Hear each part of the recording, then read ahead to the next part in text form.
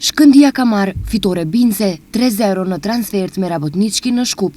2 gola të Endrit Krasniqit dhe 1 të Fabris Tambës sollën fitoren e 19 sezonale për ekipin Kuqezinj.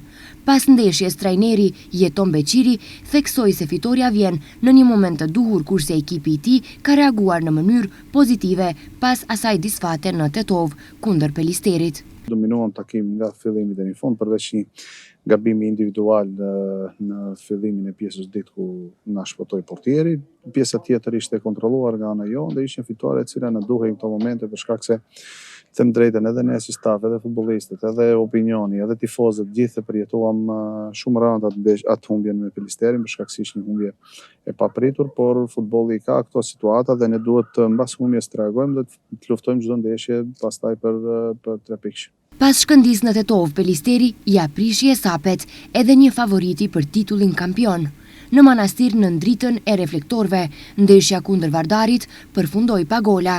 Ky barazim ka një peshë të madhe duke ndezur betejën për titullin kampion.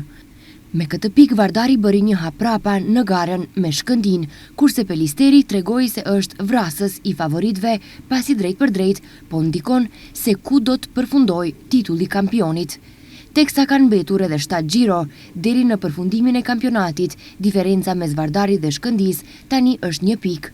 Kjo garanton një kampionat interesant, ku kampioni do të vendoset në xhirot e fundit, kurse dhe betejë për ekzistencë që është mjaft interesante dhe sfiduese.